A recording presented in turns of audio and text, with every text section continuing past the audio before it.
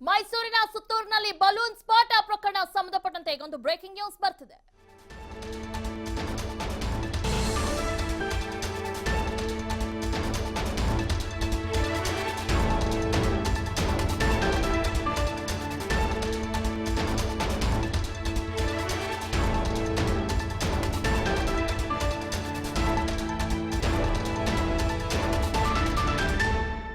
ಮೈಸೂರಿನ ಸುತ್ತೂರಿನಲ್ಲಿ ಬಲೂನ್ ಸ್ಫೋಟ ಪ್ರಕರಣ ಸಂಬಂಧಪಟ್ಟಂತೆ ಘಟನೆಯಲ್ಲಿ ಎಂಎಲ್ಸಿ ಮರಿತಿಪ್ಪೇಗೌಡಗೂ ಗಾಯವಾಗಿದೆ. ಬಲೂನ್ ಸ್ಫೋಟದಲ್ಲಿ ಒಟ್ಟು 5 ಗಾಯವಾಗಿದೆ. ಕುಸ್ತಿ ಪಂದ್ಯಾವಳಿ ಉದ್ಘಾಟನೆಯಲ್ಲಿ ಶ್ರೀಗಳು ಪಾರಾಗಿದ್ದಾರೆ. ಅಪಾಯದಿಂದ ಸುತ್ತೂರು ಶ್ರೀಗಳು ಪಾರಾಗಿದ್ದಾರೆ. ಯಾರು ಹೆದರಬೇಡಿ, ನನ್ಗೇನು ಆಗಿಲ್ಲ ಅಂತ ಹೇಳಿದ್ದಾರೆ. ಭಕ್ತರಿಗೆ ಸುತ್ತೂರು ಶ್ರೀಗಳು ಸಂದೇಶವನ್ನ ರವಾನಿಸಿದ್ದಾರೆ. ಇನ್ನು ಉಳಿದ 5 ಜನಕ್ಕೆ ಗಾಯವಾಗಿದೆ. ಅದರಲ್ಲಿ ಎಂಎಲ್ಸಿ ಮರಿತಿಪ್ಪೇಗೌಡ ಕೂಡ ಗಾಯವಾಗಿದೆ. ಕುಸ್ತಿ ಪಂದ್ಯಾವಳಿ ನಡೆದಂತ ಘಟನೆ ಇದು. ಸ್ವಲ್ಪ ಒಂದರಲ್ಲಿ ಶ್ರೀಗಳು ಪಾರಾಗಿದ್ದಾರೆ. ಕಲರ್ ಇರುತ್ತಲ್ಲ, ಹೌದೌದು, ಯಾವಾಗ ಸ್ಮೋಕ್ ಇದಾಯ್ತು ಆ ಬಲೂನ್ ಎಲ್ಲ ಹೊಡತ್ತಲ್ಲ, ಹೀಲಿಯಂಗಿಂತ ಹೆಚ್ಚಾಗಿ ಬಲೂನ್ ಕಲರ್ ಬನ್ನೂಲೆಲ್ಲ ಮುಚ್ಕೊಳ್ತಲ್ಲ, ನೋಡಿದವ್ರಿಗೆ ಹಂಗ ಅನ್ನಿಸ್ತು. ಅಲ್ಪ ಇರುತ್ತದು ಬೆಂಕಿ ಶಾಖ ಇರುತ್ತಲ್ಲ, ಶಾಖ ಹೊಡೆದು ನಾವು ಸುಮ್ಮನೆ ಕೈ ಹಿಂಗೆ ಹಿಡಿದ್ರೂ ಬೆಂಕಿಗೆ ಇದಾಗುತ್ತೆ.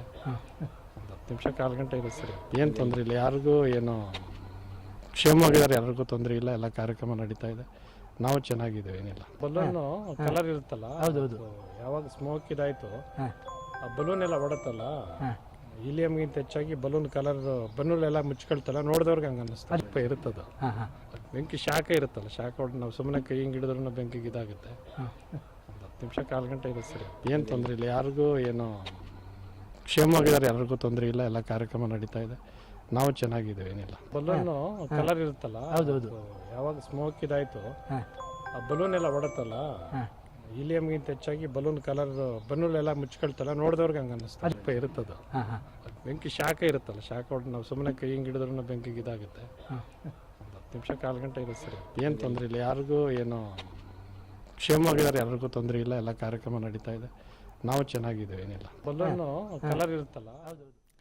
ಓಕೆ, ಸುತ್ತೂರು ಶ್ರೀಗಳು ಹೇಳಿದ್ದಾರೆ, ಯಾರು ಹೆದರಬೇಡಿ, ನನ್ಗೇನು ಆಗಿಲ್ಲ. ಬಟ್ ನೋಡುವಾಗ ಆ ರೀತಿಯೋ ದೊಡ್ಡ ಮಟ್ಟಿಗೆ ಏನೋ ಅನಾಹುತ ಆಯ್ತು ಅಂತಾನೆ. ಬಟ್ ಒಂದು ಸ್ವಲ್ಪ ಅದರಲ್ಲಿ ಪಾರಾಗಿದ್ದೇವೆ ನಾವು, ಯಾವುದೇ ರೀತಿ ಎದುರುವಂತಹ ಅವಶ್ಯಕತೆ ಇಲ್ಲ ಅಂತ ಸುತ್ತೂರು ಶ್ರೀಗಳು ಹೇಳಿದ್ದಾರೆ. ಆದರೆ ಈ ಘಟನೆಯಲ್ಲಿ 5 ಜನಕ್ಕೆ ಏನೋ ಗಾಯವಾಗಿದೆ. ಅವರನ್ನು ತಕ್ಷಣವೇ ಆಸ್ಪತ್ರೆಗೆ ದಾಖಲಿಸಲಾಗಿದೆ. ಕುಸ್ತಿ ಪಂದ್ಯಾವಳಿ ನಡೆದಂಥ ಸಂದರ್ಭದಲ್ಲಿ ಈ ಘಟನೆ ನಡೆದಿದ್ದು ನೀವು ದೃಶ್ಯಾವಳಿಗಳಲ್ಲಿ ಗಮನಿಸ್ತಾ ಇದ್ದೀರಾ. ನಿಜಕ್ಕೂ ಇದನ್ನ ನೋಡಿದಂಥ ಜನ, ಅಲ್ಲಿದ್ದಂಥ ಜನ ಆತಂಕಗೊಂಡು ಓಡಿ ಹೋಗಿದ್ದಾರೆ ತಕ್ಷಣವೇ. ಆದರೆ 5 ಜನಕ್ಕೆ ಆ ಸಂದರ್ಭದಲ್ಲಿ ಏನು ಕುಸ್ತಿಪಟುಗಳಿದ್ರು, ಅದರ ಪಕ್ಕದಲ್ಲೂ ಕೂಡ ನಿಂತಿದ್ರು. ಸುತ್ತೂರು ಶ್ರೀಗಳು ಕೂಡ ಆ ಸಂದರ್ಭದಲ್ಲಿ ಅಲ್ಲೇ ಇದ್ರು. ಆಗ ಈ ಘಟನೆ ನಡೆದಿರುವಂತದ್ದು. ಆದರೆ ಸುತ್ತೂರು ಶ್ರೀಗಳಿಗೆ ಒಂದು ಸ್ವಲ್ಪ ಅದರಲ್ಲಿ ಪಾರಾಗಿದ್ದಾರೆ. ಆದರೆ ಇನ್ನುಳಿದ 5 ಜನಕ್ಕೆ ಗಾಯವಾಗಿದೆ. ಅವರನ್ನ ತಕ್ಷಣವೇ ಆಸ್ಪತ್ರೆಗೆ ಕೂಡ ದಾಖಲು ಮಾಡಿದ್ದಾರೆ. ಘಟನೆಯಲ್ಲಿ ಎಂಎಲ್ಸಿ ಆಗಿರುವಂತಹ ಮರಿತಿಪ್ಪೇಗೌಡರಿಗೆ ಗಾಯವಾಗಿದೆ. ಬಲೂನ್ ಸ್ಫೋಟದಲ್ಲಿ ಒಟ್ಟು 5 ಗಾಯವಾಗಿದೆ. ಅಪಾಯದಿಂದ ಸುತ್ತೂರು ಶ್ರೀಗಳು ಪಾರಾಗಿದ್ದಾರೆ.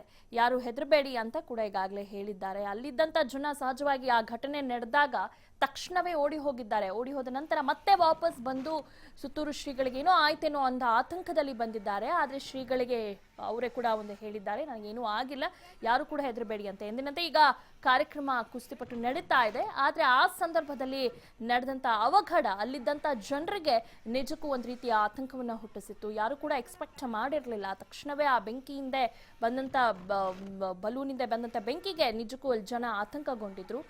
ಸೊ ಹೀಗಾಗಿ ಎಲ್ಲೋ ಒಂದು ಕಡೆ ಎಲ್ಲರೂ ಹೇಳುವಂಥದ್ದು, ಈ ರೀತಿ ಡೇಂಜರಸ್ ಬೇಕಾ ಅಂತ ದೀಪ ಬೆಳಗಿಸುವ ಮೂಲಕ ಒಂದು ಉದ್ಘಾಟನೆ ಮಾಡಿದ್ರೆ ಎಲ್ರಿಗೂ ಒಂದು ರೀತಿ ಖುಷಿ ತಂದ್ಕೊಡುತ್ತೆ. ಈ ರೀತಿ ಅವಘಡಗಳು ಬೇಡ ಅಂತ ಅಲ್ಲಿದ್ದಂಥ ಜನ ಹೇಳಿದ್ರು.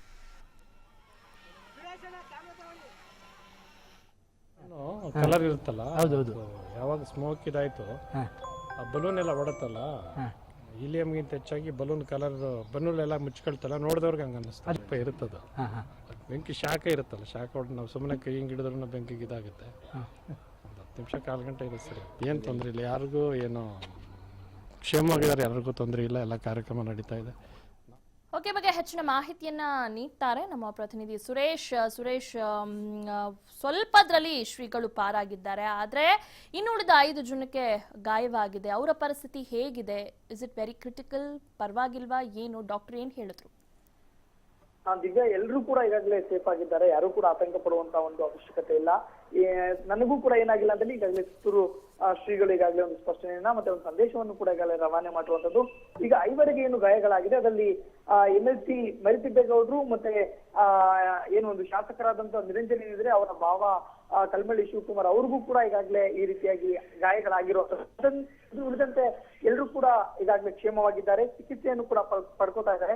ಮುಖದ ಭಾಗಕ್ಕೆ ಮತ್ತೆ ಕತ್ತಿನ ಭಾಗಕ್ಕೆ ಹಾಗೆ ತಲೆಯ ಭಾಗದಲ್ಲಿ ಸ್ವಲ್ಪ ಪ್ರಮಾಣದಲ್ಲಿ ಈಗಾಗಲೇ ಗಾಯಗಳಾಗಿರುವಂತದ್ದು, ಚೇತರಿಕೆಯನ್ನ ಕಾಣ್ತಾ ಇದ್ದಾರೆ. ಈಗಾಗಲೇ ಸುತ್ತೂರು ಶ್ರೀಗಳಿಗೆ CM ಸೇರಿದಂತೆ ನಾನಾ ಮಠದ ಶ್ರೀಗಳು ಕೂಡ ಕರೆ ಮಾಡಿ ಏನಾಗಿದೆ, ಎಲ್ಲರೂ ಕ್ಷೇಮವಾಗಿದ್ದಾರಾ ಅನ್ನೋ ಒಂದು ಮಾತುಗಳನ್ನು ಕೂಡ ದೂರವಾಣಿ ಮುಖಾಂತರ ಕೇಳ್ತಾ ಇದ್ದಾರೆ.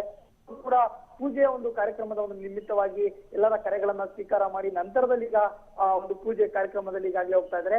ಮಾಧ್ಯಮಗಳಿಗೂ ಕೂಡ ಈಗಾಗಲೇ ಈ ಸಂದೇಶ ರವಾನೆ ಮಾಡ್ಬಿಡಿ, ಯಾಕಂದ್ರೆ ಸಾವಿರಾರು ಸಂಖ್ಯೆಯಲ್ಲಿ ಲಕ್ಷಾಂತರ ಸಂಖ್ಯೆಯಲ್ಲಿ ಭಕ್ತರು ಕೂಡ ನಾನಾ ಭಾಗಗಳಿರ್ತಾರೆ, ಎಲ್ಲರೂ ಕೂಡ ಆತಂಕವಾಗಿರುತ್ತೆ. ಮುಖಂಡರುಗಳು ಕೂಡ ಪದೇ ಪದೇ ಕಾಲ್ ಮಾಡ್ತಾ ಇರ್ತಾರೆ. ಹಾಗಾಗಿ ನಿಮ್ಮ ಮೂಲಕ ಈ ಸಂದೇಶವನ್ನ ಮಾಡಬೇಕು, ನನಗೆ ಏನೂ ಆಗಿಲ್ಲ, ಕ್ಷೇಮವಾಗಿದ್ದೇನೆ. ಆ ಬಲೂನ್ ಒಂದು ಬ್ಲಾಕ್ ಆದಂತ ಸಂದರ್ಭದಲ್ಲೂ ಕೂಡ ನಾನು ಧೃತಿಗೆಡ್ಲಿಲ್ಲ, ಸ್ಥಳದಲ್ಲೇ ಇದ್ದವ್ರಿಗೂ ಮೊದಲು ಭಕ್ತರಿಗೆ ಏನಾಗಿದೆ ಹೇಳಿ ಅನ್ನೋ ಇದೆ. ಹಾಗಾಗಿ ನಾನು ಆರಾಮಾಗಿದ್ದೇನೆ, ಕ್ಷೇಮವಾಗಿದ್ದೇನೆ ಅನ್ನೋ ಒಂದು ಸಂದೇಶವನ್ನು ಕೂಡ ಈಗಾಗಲೇ ಕೊಟ್ಟಿರುವಂತದ್ದು. ಸದ್ಯಕ್ಕೆ ಶ್ರೀಮಠದಲ್ಲಿ ಭಕ್ತರು ಎಲ್ಲರೂ ಕೂಡ ಶ್ರೀಗಳನ್ನ ನೋಡ್ಬೇಕು ಅನ್ನೋ ಒಂದು ಮಾತುಗಳನ್ನು ಕೂಡ ಹೇಳ್ತಾ ಇದ್ದಾರೆ. ಆದ್ರೆ ಅಲ್ಲಿರುವಂತವರು ಇಲ್ಲ, ಶ್ರೀಗಳು ಪೂಜೆಯಲ್ಲಿದ್ದಾರೆ, ಯಾವುದೇ ರೀತಿಯ ಅವಘಡ, ಅವರು ಆರಾಮಾಗಿದ್ದಾರೆ, ಯಾವುದೇ ರೀತಿಯ ಅವಘಡ ಸಂಭವಿಸಿಲ್ಲ, ಪೂಜೆ ಸಂದರ್ಭದಲ್ಲಿ ಯಾರು ಕೂಡ ಶ್ರೀಗಳನ್ನ ನೋಡ್ಲಿಕ್ಕೆ ಆಗೋದಿಲ್ಲ ಅನ್ನೋ ಒಂದು ಮಾತುಗಳನ್ನ ಭಕ್ತರಿಗೆ ಹೇಳ್ತಾ ಇದ್ದಾರೆ. ನಂತರದ ಒಂದು ಕ್ಷಣಗಳಲ್ಲಿ ಪೂಜೆ ಮುಗಿಸಿದ ಬಳಿಕ ವಾಪಸ್ ಶ್ರೀಗಳು ಭಕ್ತರಿಗೆ ಒಂದು ದರ್ಶನವನ್ನ ಕೊಡ್ತಾರೆ, ಮಾತ್ರ ಅಲ್ಲ ಒಂದು ಫಲವನ್ನು ಕೂಡ ಕೊಡ್ತಾರೆ. ಎಲ್ಲರೂ ಕೂಡ ಕಾದು ಕುಳಿತಿರುವಂತದ್ದು ದಿವ್ಯಾ. ಓಕೆ, ಆದ್ರೆ ಈ ರೀತಿ ಕಾರ್ಯಕ್ರಮಗಳು ನಡೆಸೋದು ಕೂಡ ತುಂಬಾ ಇಂಪಾರ್ಟೆಂಟ್ ಆಗುತ್ತೆ. ಯಾಕಂದ್ರೆ ಒಂದು ಈ ರೀತಿ ಬಲೂನುಗಳು ತುಂಬಾ ಡೇಂಜರಸ್ ಆಗಿರೋದ್ರಿಂದ ಎಲ್ಲೋ ಒಂದ್ ಕಡೆದ ಅವಶ್ಯಕತೆ ಇಲ್ಲ ಅಂತ ಅನ್ಸುತ್ತೆ. ಯಾಕಂದ್ರೆ ಟೈಮು ಯಾವ ರೀತಿ ಇರುತ್ತೆ ಅಂತ ಹೇಳಲಿಕ್ಕೆ ಆಗಲ್ಲ ಅಲ್ವಾ? ಖಂಡಿತವಾಗೂ ಈಗ ಈ ಒಂದು ಮಾತು ಅಕ್ಷರಶಃ ಸತ್ಯ.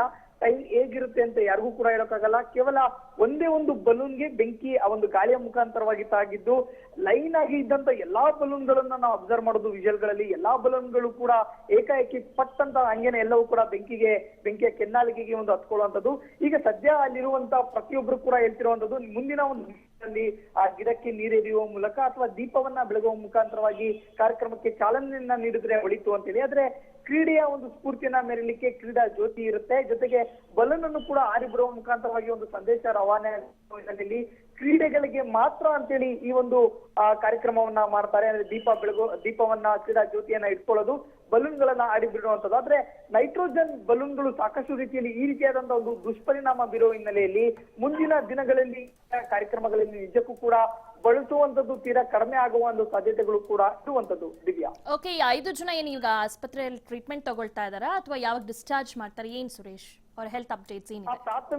ದಿವ್ಯಾ, ಈಗಾಗಲೇ ಪ್ರಾಥಮಿಕವಾಗಿ ಅವರ 5 ಕೂಡ ಒಂದು ಚಿಕಿತ್ಸೆಯನ್ನ ಕೊಟ್ಟಿದ್ದಾರೆ. ಈಗಾಗಲೇ ಆಯಿಲ್ಮೆಂಟ್ ಏನಿದೆ ಅದೆಲ್ಲವನ್ನು ಕೂಡ ಬರ್ನಿಂಗ್ ಆಯಿಲ್ಮೆಂಟ್ ಗಳನ್ನ ಈಗಾಗಲೇ ಅವರ ಮುಖಕ್ಕೆ ಮತ್ತೆ ಕತ್ತಿನ ಭಾಗಕ್ಕೆ ಈಗ ಎಲ್ರಿಗೂ ಕೂಡ ಹಚ್ಚಿರುವಂತದ್ದು. ಈಗಾಗಲೇ ಅವರಿಗೆ ಒಂದು ಪ್ರಮಾಣದಲ್ಲಿ ಮುಖದಲ್ಲಿ ಒಂದು ಕಲೆ ಉಳ್ಕೊಂಡಿದೆ, ಸದ್ಯದ ಮಟ್ಟಿಗೆ ಚೇತರಿಕೆಯನ್ನು ಕೂಡ ಕಾಣ್ತಾ ಇದ್ದಾರೆ.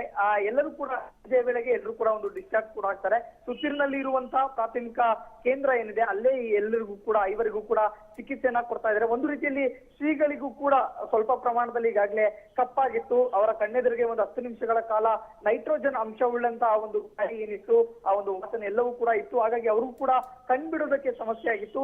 ಸದ್ಯ ಎಲ್ಲವೂ ಕೂಡ ಕ್ಲಿಯರ್ ಆಗಿದೆ, ಅವರು ಕೂಡ ಸಣ್ಣ ಪ್ರಮಾಣದಲ್ಲಿ ಗಾಯ ಆಗಿದೆ, ಆದ್ರೂ ಕೂಡ ನಾನು ಚೇತರಿಕೆ ಕಾಣ್ತೇನೆ, ನಾನು ಪೂಜೆಯಲ್ಲಿ ಭಾಗಿಯಾಗಬೇಕು ಅಂತೇಳಿ ಈಗಷ್ಟೇ ಅವರು ಪೂಜೆಯಲ್ಲಿ ಕೂಡ ಭಾಗಿಯಾಗಿರುವಂತದ್ದು ದಿವ್ಯಾ.